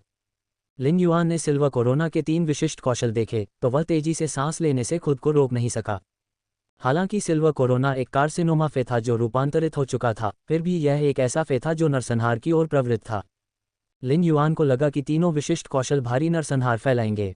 3 विशिष्ट कौशल थे। फांसी पर लटकी शैतान की आत्मा, जिस लक्ष्य पर बोन लोटस फ्लावर ने हमला किया है उसकी आत्मा बोन लोटस फ्लावर की अस्थि आत्मा में फंस जाएगी। अस्थि आत्मा का शाप देने वाला प्रभाव होगा और वह जीवित लोगों को शाप देने के लिए मृतकों की शक्तियों का उपयोग करेगी। मृतकों की आभा का उपयोग जीवित लोगों की जीवन शक्ति को दबाने के लिए किया जाएगा। हर्मिट का मृत सेवक अस्थि कमल का फूल लक्ष्य पर हमला करते समय उसके शरीर को अवशोषित कर लेगा। लक्ष्य की शक्ति का 1% लक्ष्य की आत्मा में इंजेक्ट किया जाएगा, जिससे लक्ष्य अपनी मृत आत्मा से गर्भवती हो जाएगा। मृत आत्मा खुद को भस्म कर लेगी और जब अस्थि कमल के फूलों को 36 हर्मिट मृत सेवक मिलेंगे तो हर हर्मिट मृत सेवक अस्थि कमल के फूलों पर धुंध की एक परत बनाने में सक्षम होगा। परजीवी अस्थि बीज सी ब्यूरियल लोटस फ्लावर के सोबिंग सी क्रिस्टल एक परजीवी बीज बन जाएंगे जो हड्डी में लगाए जाएंगे। जब सी ब्यूरियल लोटस फ्लावर बीज को सक्रिय करता है तो बीज में मौजूद ऊर्जा हड्डी में जारी की जाएगी जिससे हड्डी की ताकत बढ़ेगी। लिन युआन को लगा कि तीनों विशिष्ट कौशल प्रभावशाली थे। हालांकि कुछ तुलना के बाद लिन युआन ने परजीवी अस्थि बीज को छोड़ने का फैसला किया। प्रत्येक जीवित प्राणी में हड्डियां केवल अंगों को सहारा देने और सुरक्षा प्रदान करने का काम करती हैं। जब परजीवी अस्थि बीज द्वारा कठोर की गई हड्डी को शारीरिक क्षति पहुंची तो वह हड्डी भारी हमलों को झेलने में सक्षम हो गई। यदि लिन युआन ने परजीवी अस्थि बीज को चुना तो उसकी रक्षा की कमी पूरी हो जाएगी। लिन युआन की रक्षा पूरी तरह से तैयार हो जाएगी जब इसे जीनियस के आध्यात्मिक ऊर्जा विस्तार और इथेरियल जेलीफिश के स्थानिक बदलाव के साथ संयोजन में उपयोग किया जाएगा। हालांकि पैरासिटिक बोन सीड को इस्तेमाल करने के लिए हर बार एक सोबिंग सी क्रिस्टल की ज़रूरत होती है। इस तरह पैरासिटिक बोन सीड का इस्तेमाल करना बहुत कीमती होगा। इसके अलावा लिन युआन को जैस्मीन लिली विकसित करने के लिए सोबिंग सी क्रिस्टल का उपयोग करने की आवश्यकता थी। लिन युआन भी अपने शरीर में परजीवी बीज को स्थापित होने की बात स्वीकार नहीं कर सका। यद्यपि परजीवी अस्थि बीज एक सहायक प्रकार की क्षमता थी, फिर भी लिन युआन को इसके बारे में असहज महसूस हुआ। हैंगिंग डेविल्स सोल और हर्मिट्स डेड सर्वेंट एक जैसे प्रतीत होते थे, लेकिन उनके बीच बहुत अंतर था। इससे कोई फर्क नहीं पड़ता कि लिन युआन ने दो विशेष कौशलों में से कौन सा चुना। समुद्र दफन कमल फूल को फूलों के समुद्र का उपयोग भूमि पर अपने मुख्य लड़ाकू हमले के रूप में करना तय था। हालांकि सी ब्यूरियल लोटस फ्लावर की युद्ध शैली रेड थॉर्न से बहुत अलग थी। रेड थॉर्न के फूलों का समुद्र अधिक जीवंत था और इसका उपयोग किसी भी लड़ाई में किया जा सकता था। हालांकि सी ब्यूरियल लोटस फ्लावर के फूलों के समुद्र को भूमि के एक टुकड़े की आवश्यकता थी जहां जीवित लक्ष्यों की आत्माओं को अवशोषित किया जा सके ताकि फूलों के समुद्र की शक्ति को बढ़ाया जा सके। यदि रेड थॉर्न के फूलों के सागर को एक हथियार के रूप में माना जाता है तो सी ब्यूरियल लोटस फ्लावर को एक रक्षात्मक आक्रमण तंत्र के रूप में माना जाएगा जिसे एक आधार पर स्थापित किया जाना चाहिए। चूंकि लिन युआन ने दिव्य लकड़ी संघ में जाने की योजना बनाई थी, इसलिए वह वहां अपने आधार के आसपास कई अस्थि कमल के फूल लगाने में सक्षम होगा। इससे डिवाइन वुड फेडरेशन में उनका आधार एक प्रतिबंधित क्षेत्र बन जाएगा। प्रतिबंधित क्षेत्र हमेशा जोखिम लेने वालों को आकर्षित करते रहे हैं। एक कहावत है कि जिज्ञासा ने बिल्ली को मार डाला। बिल्लियों के 9 जीवन हो सकते हैं, लेकिन आत्मा क्यूई पेशेवरों के पास केवल एक ही था। एक बार प्रतिबंधित क्षेत्र की खबर फैल गई तो ऐसे लोगों की एक अंतहीन भीड़ उमड़ पड़ी जो जोखिम उठाते हुए अंततः समुद्री कमल पुष्प की शक्ति बढ़ाने में मदद करने लगे। प्रतिबंधित क्षेत्र की खबर फैलने के लिए पहले फूलों के सागर के हाथों कई लोगों को मरना पड़ा। जैसे जैसे फूलों के सागर की शक्ति बढ़ती गई, वैसे वैसे और भी अधिक शक्तिशाली व्यक्ति भी जोखिम उठाने के लिए आगे आए। लिन युआन को लगा कि उसके इस विचार से वह किसी दानव राजा जैसा प्रतीत हो रहा था जो उसे चुनौती देने के लिए बहादुर आत्माओं की प्रतीक्षा कर रहा था। सच कहें तो सिल्वर कोरोना के विशेष कौशल को स्पिरिट क्यूई पेशेवरों की जान लेने की जरूरत नहीं थी। एक और अच्छा तरीका यह होगा कि आयामी दरार से आयामी जीवन रूपों को निकालने के बजाय एक सक्रिय आयामी दरार को ढूंढा जाए और वहां एक आधार बनाया जाए। आयामी जीवन रूपों की अंतहीन आपूर्ति फूलों के समुद्र को खिलाएगी और बनाए रखेगी। जब यह विचार लिन युआन के मन में आया तो उसने निर्णय लिया कि वह इन 2 विशिष्ट कौशलों में से कौन सा कौशल चुनेगा। उन्होंने महसूस किया कि हर्मिट्स डेड सर्वेंट उस युद्ध प्रणाली के लिए अधिक उपयुक्त था जो लिन युआन ने सिल्वर कोरोना के लिए सोची थी। हैंगिंग डेविल सोल कमजोर नहीं था। वास्तव में यह हर्मिट्स डेड सर्वेंट की तुलना में आत्माओं का पोषण करने में बहुत बेहतर था। हैंगिंग डेविल सोल से मृत व्यक्ति की आत्मा को अस्थि कमल के फूलों में फंसाया जा सकता है, लेकिन इससे आत्मा को ज्यादा नुकसान नहीं होगा। हर्मिट का मृत सेवक लक्ष्य की शक्ति का केवल 1% ही आत्मा में सम्मिलित कर सकता था तथा अस्थि कमल पुष्प में मृत आत्मा का निर्माण कर सकता था। इसका मतलब यह था कि हैंगिंग डेविल सोल फूलों के समुद्र की प्रभावशीलता को बढ़ाने में बहुत बेहतर होगा। हालांकि हैंगिंग डेविल सोल मृत आत्मा के पोषण का उतना प्रीमियम रूप नहीं था। चूंकि लिन युआन दिव्य लकड़ी संघ में अपने आधार के बाहर फूलों का एक समुद्र बनाना चाहता था ताकि इसे एक प्रतिबंधित क्षेत्र बनाया जा सके, इसलिए उसे क्षेत्र की रक्षा के लिए एक मजबूत इकाई की आवश्यकता थी। जैसे जैसे फूलों का समुद्र अधिक जीवित प्राणियों को मारता गया, वैसे वैसे 36 मृत सेवकों की शक्तियां भी बढ़ती गईं। इससे अस्थि कमल पुष्पों के बीच एक समर्थन चक्र का निर्माण होगा। लिन युआन को मृत सेवकों की युद्धभूमि पर धुंध उत्पन्न करने की क्षमता में भी बहुत रुचि थी। कोहरा फूलों के पूरे सागर को ढक लेता और उसे छिपा देता। इसे प्रतिबंधित क्षेत्र इसलिए कहा गया क्योंकि इसे बहुत गोपनीय रखा गया था। यदि उन्हें स्पष्ट रूप से देखा जा सके तो इसे प्रतिबंधित क्षेत्र के बजाय खतरनाक क्षेत्र माना जाएगा। लिन युआन ने निर्णय लिया और प्रतीक्षा कर रहे सिल्वर कोरोना से कहा, सिल्वर कोरोना, हर्मिर के मृत नौकर को चुनो। कोरोना ने लिन युआन का आदेश प्राप्त करने के बाद तुरंत अपना विशेष कौशल चुना। जब उसका विकास पूरा हो गया तो उजाड़ नरसंहार की आभा समाप्त हो गई और वह अपने अंतरंग आचरण में वापस आ गया तथा लिन युआन को घूरते हुए इधर उधर उड़ने लगा। सिल्वर कोरोना ने देखा कि लिन युआन उसे देख रहा है और उसने जल्दी से नजरें फेर लीं। लेकिन उसका लाल चेहरा आग के बादल की तरह उसके चेहरे पर छा गया। लिन युआन चुपके से आश्चर्यचकित था जब उसने उड़ते हुए सिल्वर कोरोना को देखा। जब सिल्वर कोरोना विकसित हो रहा था, लिन युआन ने सिल्वर कोरोना द्वारा अवशोषित किए गए धब्बों के प्रभावों की जांच करने के लिए ट्रू डेटा का उपयोग किया था। यह ऐसे प्रभाव थे जिनसे लिन युआन को समझ में आया कि सिल्वर कोरोना के 3 जोड़ी पंख क्यों थे। जन्म के समय से ही यह परी प्रकार के स्रोत प्रकार के जीवन रूप रक्तरेखा के शिखर पर पहुंच गया। लिन युआन ने ट्रू डेटा पर दोबारा जानकारी देखने से पहले खुद को शांत किया। फे नाम समुद्री दफन कमल का फूल सिल्वर कोरोना। फे प्रजाति जल विलोप जल अस्थि कमल। फे ग्रेड कांस्य 1/10। परी प्रकार स्रोत परी। फे गुणवत्ता सामान्य। क्षमताएं चित्तीदार मूंगा मूंगा जेड पर धब्बों के अनुसार प्रशिक्षित करने पर विभिन्न प्रभाव उत्पन्न होते हैं। 1. पोषण स्पॉट शैली। बोन लोड्स फूलों में धब्बेदार कोरल जेड से अवशोषित किए गए स्पॉट का पोषण करें। बोन लोड्स फूल जीवित प्राणी के जीवन और आत्मा का उपयोग करके स्पॉट को पोषित करेंगे ताकि उन्हें जीवन शक्ति मिले। जीवन शक्ति वाले स्पॉट बोन लोड्स फूलों की ताकत और सहनशक्ति को बढ़ाने के लिए जीवित प्राणी की मूल शक्ति का उपयोग कर सकते हैं। 2. दफन स्पॉट शैली। स्पॉट को बोन लोड्स फूलों के बीच में रखें। स्पॉट बोन लोड्स फूल खाएंगे और बोन कीट बन जाएंगे। क्षमताओं के अनुसार बोन कीट स्पॉट की क्षमताओं को बनाए रखेंगे और बोन लोड्स फूलों पर हमलों से निपट सकते हैं। बाहरी जीवन शक्ति को अवशोषित किया जाएगा और जब बाहरी जीवन शक्ति अभी भी कमजोर है तो उनकी आत्मा को भी अवशोषित किया जा सकता है। हड्डी चूर्ण धुंध अस्थि कमल के फूल जीवित प्राणियों की उन हड्डियों को उगल देंगे जिन्हें वे पचा नहीं पाए थे। हड्डी का चूर्ण आसमान में उड़ जाएगा और एक निश्चित मोटाई की परत तक पहुंचने के बाद कोरल स्पॉट में रहेगा। विशिष्ट कौशल। हर्मिट का मृत सेवक अस्थि कमल का फूल लक्ष्य पर हमला करते समय उसके शरीर को अवशोषित कर लेगा। लक्ष्य की शक्ति का 1% लक्ष्य की आत्मा में इंजेक्ट किया जाएगा जिससे लक्ष्य अपनी मृत आत्मा से गर्भवती हो जाएगा। मृत आत्मा खुद को भस्म कर लेगी और जब अस्थि कमल के फूलों को 36 हर्मिट मृत सेवक मिलेंगे तो हर हर्मिट मृत सेवक अस्थि कमल के फूलों पर धुंध की एक परत बनाने में सक्षम होगा। लिन युआन जितना अधिक सिल्वर कोरोना के सच्चे डेटा को देखता उतना ही उसके लिए खुद को शांत करना कठिन होता जाता। जब लिन युआन ने सिल्वर कोरोना के हर्मिट के मृत सेवक को देखा तो स्पॉटेड कोरल और बोन पाउडर मिस्ट बहुत मजबूत लग रहा था। लिन युआन ने हर्मिट के मृत सेवक को सिल्वर कोरोना के विशिष्ट कौशल के रूप में चुना था क्योंकि यह लिन युआन के विचार के अनुकूल था और क्योंकि यह स्पॉटेड कोरल और बोन पाउडर मिस्ट के साथ संगत होगा। वह पहले ही अनगिनत फेज की जांच करने के लिए ट्रू डेटा का इस्तेमाल कर चुका था। उसने मदर ऑफ ब्लडबैथ जैसे मिड ब्रीड फेज का डेटा भी देखा था। हालांकि ब्लडबाथ की मां की सामान्य क्षमताएं सिल्वर कोरोना की तरह जटिल नहीं थीं। सिल्वर कोरोना के स्पॉटेड कोरल को 2 अवस्थाओं में विभाजित किया गया, नर्चर स्पॉट स्टाइल और burial spot style. Silver corona ने जो धब्बे अवशोषित किए वे धब्बेदार जेड से आए थे जो इसलिए प्रकट हुए क्योंकि शुद्ध आत्मा क्यूई ने कोरल जेड को उसके जीवन पैटर्न प्रदर्शित करने के लिए प्रेरित किया था।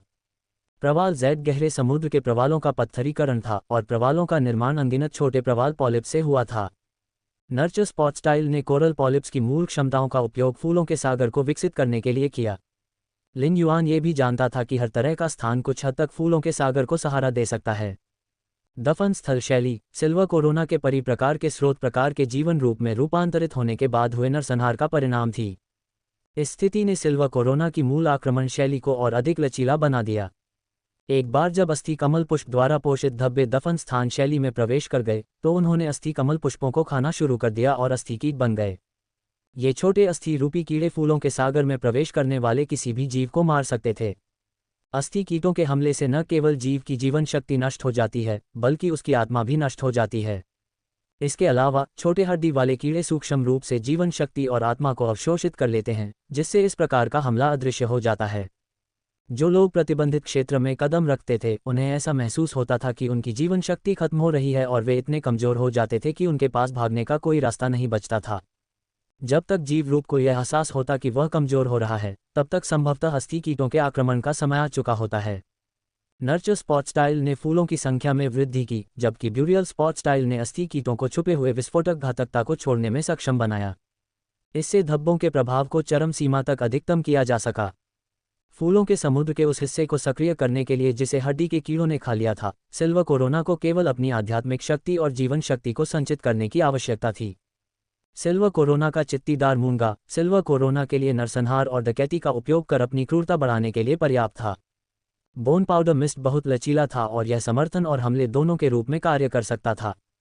अस्थि कमल के फूल बिना पचे हड्डी को उगल देते थे, लेकिन हड्डी के चूर्ण का आवरण मजबूत नहीं था। यद्यपि हड्डी का चूर्ण प्रकाश को अवरुद्ध कर सकता था, लेकिन ये केवल आत्मा क्यूई पेशेवरों द्वारा दूर से की जाने वाली जासूसी को ही अवरुद्ध कर सकता था। जब आत्मा क्यूई पेशेवर पास होते थे तो हड्डी के पाउडर की अस्पष्टता क्षमता काफ़ी कमजोर हो जाती थी। लेकिन अब चूंकि सिल्वर कोरोना के पास हर्मिट का मृत सेवक था, इसलिए 36 मृत सेवक मिलकर फूलों के सागर को ढकने के लिए धुंध की एक परत बना सकते थे। धुंध की 36 परतें बोन पाउडर मिस्ट की छाया क्षमता की पूर्ति करने में सक्षम होंगी। बोन पाउडर मिस्ट का वास्तविक प्रभावशाली हिस्सा छायांकन क्षमता नहीं थी। ये था कि बोन पाउडर मिस्ट ने युद्ध के मैदान के क्षेत्र को बढ़ा दिया जिसे सिल्वर कोरोना नियंत्रित कर सकता था और फूलों के समुद्र को हवा से युद्ध को नियंत्रित करने की अनुमति दी। इससे युद्ध का मैदान जमीन से हटकर हवा में हो जाएगा। यदि कोई व्यक्ति हवा से फूलों के समुद्र पर हमला भी करता है तो जब तक वह फूलों के समुद्र के ऊपर के क्षेत्र में रहेगा, तब तक उस पर अस्थि कीटों द्वारा हमला किया जाएगा और उसकी जीवन शक्ति और आत्मा समाप्त हो जाएगी। युआन ने सिल्वर कोरोना की ओर हाथ हिलाया और गहरी सांस छोड़ते हुए कहा, सिल्वर कोरोना इधर आओ। सिल्वर कोरोना तेजी से लिन युआन के चेहरे पर पहुंचा, उसकी नाक को छूने के लिए आगे बढ़ा और उसकी आंखों में देखा। लिन युआन सिल्वर कोरोना की ओर देखकर मुस्कुराए बिना नहीं रह सका, क्योंकि उसने बड़ी मात्रा में कोरल जेड को हाथ में लहराया और बुलाया, सिल्वर कोरोना, इन कोरल जेड पर एक नज़र डालें। उन लोगों को चुनें जो आपके धब्बों की विविधता बढ़ा सकते हैं। सिल्वर कोरोना ने अपना चेहरा लिन युआन की नाक से टकराया और घमंडी और स्नेही आवाज में कहा, मास्टर, आप मेरे लिए बहुत अच्छे हैं। सिल्वर कोरोना के सिर का मुकुट चमक उठा और सिल्वर कोरोना के चांदी जैसे बालों में 8 इंद्रधनुषी कमल के फूल उगाए। इंद्रधनुषी कमल के फूल की पंखुड़ियां ऐसी थीं जैसे कि मूंगे के ढेर में से उंगलियां छान रही हों। सिल्वर कोरोना के चेहरे पर एक शांत और गर्मजोशी भरी मुस्कान फैल गई। ऐसा नहीं लग रहा था कि वह किसी को मारने के लिए जीता है। लिन युआन को भी थोड़ा उदास महसूस हुआ जब उसने देखा कि सिल्वर कोरोना उसके आसपास कितना खुश था। सिल्वर कोरोना मूलतः उनके अनुबंधित साथियों में से एक था। स्वाभाविक रूप से लिन युआन खुश था कि सिल्वर कोरोना शक्तिशाली था। हालांकि इस शक्ति ने उसे चकित कर दिया। सिल्वर कोरोना की शक्ति को कार्सिनोमा फे के बीच विनाशक श्रेणी का माना जाता था। इसे कार्सिनोमा फे के बीच राजा माना जा सकता है।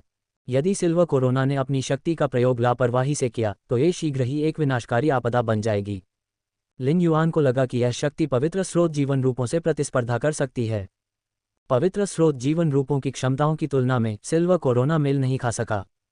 हालांकि जब युद्ध शक्ति बढ़ाने की बात आई तो सिल्वर कोरोना जमीन पर किसी भी लड़ाई को तबाह कर सकता था। लिन युआन अपनी मुट्ठी भींचने से खुद को रोक नहीं सका जब उसने अपनी शक्ति के बारे में सोचा। लेकिन जब उसने चू सी, चंद्र महारानी, चाचा ली और चाची झांग और दूर के हवेली से लौटने वाले सभी लोगों के बारे में सोचा तो लिन युआन की भारी आत्माएं उठ गईं और उनकी जगह शक्ति की भावना ने ले ली। हत्या के एक तरीके के रूप में इस्तेमाल किए जाने के अलावा शक्ति सुरक्षा भी प्रदान कर सकती है। लिन युआन को अपने आसपास के लोगों की रक्षा के लिए इस शक्ति की आवश्यकता थी। सिल्वर कोरोना की शक्ति अब केवल कांस्य स्तर पर थी। लिन युआन कल्पना नहीं कर सकता था कि जब यह मिड ब्रीड में विकसित होगा तो यह क्या बन जाएगा। सिल्वर कोरोना के परिप्रकार के स्रोत प्रकार के जीवन रूप बन जाने के बाद इसके विकास का तरीका पूरी तरह से बदल गया था। सी ब्यूरियल लोटस फ्लावर शुद्ध स्पिरिट क्यूई को अवशोषित कर सकता है और इसे सोबिंग सी क्रिस्टल में संघनित कर सकता है। हालांकि सोबिंग सी क्रिस्टल अब वर्तमान सिल्वर कोरोना के ग्रेड और गुणवत्ता को प्रभावित नहीं कर सकते। अब समुद्री दफन कमल फूल के सोबिंग समुद्री क्रिस्टल सिर्फ एक जन्मजात क्षमता थी। सिल्वर कोरोना और रेड थॉर्न के विकास के तरीके अब एक जैसे हो गए हैं। फर्क बस इतना था कि रेड थॉर्न को विकसित होने के लिए मांस खाना पड़ता था, जबकि सिल्वर कोरोना को ऐसा करने के लिए जीवित प्राणियों की आत्माओं को अवशोषित करना पड़ता था। लिन युआन के रेडिएंट मून पैलेस से लौटने के बाद वह इथेरियल जेलीफिश का उपयोग करके उसके स्पर्शकों को सक्रिय कर सकता था और दिव्य लकड़ी संघ के लिए एक अंतरिक्ष सुरंग खोल सकता था। लेकिन तहखाने का निर्माण अभी तक पूरी तरह से नहीं हुआ था। इसके अलावा गार्ड बैंक्वेट लगभग आ चुका था और लिन युआन के पास व्यक्तिगत रूप से प्रशिक्षण के लिए दिव्य लकड़ी संघ की यात्रा करने का समय नहीं था। लिन युआन को लगा कि अंतरिक्ष सुरंग बनाने के बाद उसे एक और उपयुक्त स्थान खोजने के लिए इथेरियल जेलीफिश के स्पर्शकों का उपयोग करना होगा। मिस्टिक मून ने जो स्थान चुना था वहां कभी भी बड़ी संख्या में निम्न श्रेणी की आयामी दरारें नहीं खुलेंगी। 36 मृत सेवकों को शीघ्रता से पोषित करने के लिए लिन युआन आयामी जीवन रूपों का उपयोग करने से बेहतर कोई तरीका नहीं सोच सका। सिल्वर कोरोना ने जल्दी से कोरल जेड को छांट लिया। लिन युआन ने सिल्वर कोरोना द्वारा चुने गए कोरल जेड को स्पिरिट लॉक स्थानिक क्षेत्र के फर्श पर बिछा दिया। उसने सिल्वर कोरोना के लिए कोरल जेड का एक और बड़ा ढेर निकाला। चूंकि spotted coral Z silver corona की युद्ध शक्ति को बढ़ा सकता था, इसलिए लिन युआन स्पिरिट लॉक स्थानिक क्षेत्र में वस्तुओं को इधर उधर घुमाकर कोरल जेड के पोषण के लिए अधिक स्थान बना सकता था। जब से सिल्वर कोरोना का जन्म हुआ है, ब्रोकेड जीथर स्पष्ट रूप से बहुत शर्मीला व्यवहार कर रहा है। अपने वंश के दबाव के कारण ब्रोकेड जीथर कोई भी भारी भावना व्यक्त नहीं कर सका, भले ही सिल्वर कोरोना उसके प्रति कितना भी दयालु क्यों न हो। लिन युआन ने ब्रोकेड जीथर को अपनी हथेली पर उतरने का इशारा किया और कहा, ब्रोकेड जीथर, आप एक बार में कितने मोती पाल सकते हैं? ब्रोकेड जीथर ने शर्म से एक उंगली आगे बढ़ा दी। लिन युआन ने भौहें सिकुड़ी और अविश्वास में पूछा, एक तार? ब्रोकेड जीथर ने अपना सिर हिलाया। लिन युआन ने फिर अनुमान लगाया, 10 तार। ब्रोकेड जीथर ने फिर अपना सिर हिलाया। इससे लिन युआन को राहत महसूस हुई और उसने फिर से अधिक सहज स्वर में पूछा, 100 तार। एक बार फिर ब्रोकेड जीथर ने अपना सिर हिलाया। जैसे ही लिन युआन खुशी खुशी अपना अनुमान बढ़ाने वाला था, ब्रोकेड जीथर ने प्यार से कहा, मास्टर, इस एक उंगली का मतलब है कि मैं उत्पादन जारी रख सकता हूँ। मैं जितने चाहूँ उतने तार बना सकता हूँ। आखिरकार तार मेरे लिए बस एक साधारण नाश्ता है। ब्रोकेड जीथर ने शुद्ध स्पिरिट क्यूई की एक सांस ली और आगे कहा, मेरे अंदर इतनी स्पिरिट क्यूई है कि मुझे अब उन स्नैक्स को खाना भी नहीं है। लिन युआन ने ब्रोकेड जीथर को चौंक कर देखा। उसे उम्मीद नहीं थी कि गोल्डन लोट्स ब्रोकेड पल मोतियों की माला को स्नैक्स समझेगा। जहां तक निरंतर उत्पादन के बारे में बात है, तो लिन युआन अवाक रह गया। वह जानता था कि ब्रोकेड जीथर ने उसकी बात गलत समझी है और उसने पूछा, ब्रोकेड जीथर, एक तार को तुमसे अलग होने में कितना समय लगता है? ब्रोकेड जीथर ने एक और उंगली बाहर निकाली और कहा, लगभग 1.5 घंटे। हालांकि एक बार जब वे मुझसे अलग हो जाएंगे तो मैं उन्हें खा नहीं पाऊंगा। लिन युआन ने ब्रोकेड जीथर के चेहरे पर धीरे से चुटकी ली और कहा, तुम छोटे शैतान हो। जब तुम स्पिरिट लॉक स्थानिक क्षेत्र में अपनी इच्छानुसार सारी स्पिरिट क्यूई प्राप्त कर सकते हो, तो इन स्नैक्स को खाने के बारे में सोचना भी क्यों? ब्रोकेड जीथर, मेरे लिए कुछ धागे तैयार करो। मोतियों की मालाएं मेरे लिए वाकई उपयोगी हैं। ब्रोकेड जीथर ने प्रसन्नता से सिर हिलाया। एक बार जब ब्रोकेड जीथर एक परी प्रकार के स्रोत प्रकार के जीवन रूप में बदल गया, तो वह अत्यधिक बुद्धिमान हो गया। उसने लिन युआन को अपना पिता माना और उसके लिए गहरा स्नेह महसूस किया। हालांकि उनके करीब आने से पहले ही सिल्वर कोरोना का जन्म हो चुका था। सिल्वर कोरोना 6 पंखों के साथ पैदा हुआ था, जबकि ब्रोकेड जीथर के सिर्फ 2 ही पंख थे। इस वजह से ब्रोकेड जीथर सिल्वर कोरोना से बेकाबू होकर डर गया। ब्रोकेड जीथर को अचानक हीनता का एहसास हुआ। आकाश नगर के नगर स्वामी का लिन युआन से क्या संबंध है? अब जब ब्रोकेड जीथर को पता चल गया कि वह लिन युआन की मदद कर सकता है, तो उसकी हीनता की भावना काफी कम हो गई। ब्रोकेड जीथर खुशी से इधर उधर फड़फड़ा रहा था और उसका गोल सुनहरा टूटू आराध्य रूप से इधर उधर हिल रहा था। लिन युआन ने ब्रोकेड जीथर को परमानंद की शुद्ध भूमि पर लाया। सिनेबार स्वीट ओस्मांथस, जिसे परमानंद की शुद्ध भूमि में खुद को ठीक करने के लिए लगाया गया था, उसे हवेली के यार्ड में ले जाया गया था। इससे परमानंद की शुद्ध भूमि में एक छेद हो गया था जिसे लिन युआन को अभी तक भरना था। अब ब्रोकेड जीथर पीछे छोड़ी गई जगह में गोल्डन लोट्स ब्रोकेड मोती का पोषण कर सकता है। परमानंद की शुद्ध भूमि से बाल रामेट्स के उत्पादन की दर में भी वृद्धि होगी। ब्रोकेड जीथर ने गोल्डन लोट्स ब्रोकेड मोती को मास्टर होंगशेन से अलग तरीके से पोषित किया। जब मास्टर होंगशेन ने बाल रामेट्स का पालन पोषण किया, तो उन्होंने आत्मा द्रव के रूप में बाहरी ऊर्जा का उपयोग किया। इस बीच ब्रोकेड जीथर ने अपनी ऊर्जा को बाल रामेट्स में इंजेक्ट किया। लंबे समय के बाद ब्रोकेड जीथर का शरीर क्षतिग्रस्त हो जाएगा। हालांकि परमानंद की शुद्ध भूमि अलग थी क्योंकि इसमें उपचारात्मक प्रभाव थे। ब्रोकेड जीथर पर इसका कोई प्रभाव नहीं पड़ेगा, भले ही वह बाल रैमेट्स के उत्पादन के लिए अपने संसाधनों का लगातार उपयोग करता रहे। जब लिन युआन ने ब्रोकेड जीथर को परमानंद की शुद्ध भूमि पर लाया, तो उसने तुरंत बाल रामेटों को रोपना शुरू कर दिया।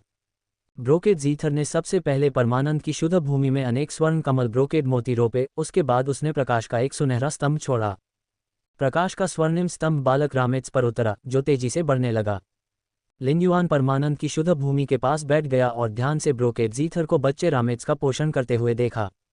उन्होंने महसूस किया कि ब्रोकेड जीथर को परमानंद की शुद्ध भूमि में एक बच्चे का पालन पोषण करने में केवल 1 घंटे का समय लगा। इस दर के अनुसार लिन युआन को प्रतिदिन 20 गोल्डन लोट्स ब्रोकेड मोती प्राप्त होंगे। उत्पादन की ये दर लिन युआन की उम्मीदों से कहीं अधिक थी। ब्रोकेड जीथर 5 क्लास 4 क्रिएशन मास्टर्स के संयुक्त उत्पादन जितना ही उत्पादक था। इस दक्षता ने लिन युआन को एक नया व्यावसायिक विचार दिया। अगर ब्रोकेड जीथर इस दर को बनाए रख सकता है, तो लिन युआन गोल्डन लोट्स ब्रोकेड मोती का उपयोग करने के तरीके को बदलने में सक्षम होगा। वह गोल्डन लोट्स ब्रोकेड मोती को व्यावसायिक रूप से बेचने में सक्षम होगा। जब बाजार में पर्याप्त गोल्डन लोट्स ब्रोकेड मोती थे तो लिन युआन को केवल ब्रोकेड ईथर विकसित करने की आवश्यकता थी। एक बार जब ब्रोकेड ईथर को नई क्षमताएं प्राप्त हो गईं, तो उसके द्वारा पोषित गोल्डन लोट्स ब्रोकेड मोती मौलिक रूप से मजबूत हो गए। इस प्रकार लिन युआन ने फिर से बड़ी रकम अर्जित की, जैसे कि गोल्डन लोट्स ब्रोकेड मोती बाजार में नए थे। ये चक्र लिन युआन को असंख्य संसाधन जमा करने की अनुमति देगा। हालांकि यह थोड़ा धोखा देने जैसा लगा, लेकिन ये लिन युआन की गलती नहीं थी कि वह अकेला व्यक्ति था जिसके पास गोल्डन लोट्स ब्रोकेड मोती था। इसलिए चाहे धन का ये स्रोत कितना भी संदिग्ध क्यों न हो, लिन युआन हमेशा बाजार पर हावी रहेगा। जब तक लिन युआन बेहतर गोल्डन लोट्स ब्रोकेड मोती का उत्पादन जारी रखेगा, निश्चित रूप से खरीदार होंगे। गोल्डन लोट्स ब्रोकेड मोती का प्रभाव जितना मजबूत होगा, उतने ही अधिक गुट और उच्च श्रेणी के सृजन मास्टर उन्हें खरीदना चाहेंगे। गुटों और उच्च श्रेणी के सृजन मास्टरों को बेहतर प्रभावों से लाभ मिलेगा। लिन युआन सृजन मास्टर संसाधनों के अपने भंडार को बढ़ाते हुए अधिक सृजन मास्टर संसाधनों का निर्माण करने में सक्षम होगा। जो गुट और सृजन मास्टर्स कुछ भी खरीदने में सफल नहीं हुए, उन्हें केवल धूल में छोड़ दिया गया। लिन युआन गोल्डन लोट्स ब्रोकेड मोती को लगातार विकसित करके गुटों के बीच सृजन मास्टर संसाधनों के प्रवाह की दिशा को नियंत्रित करेगा।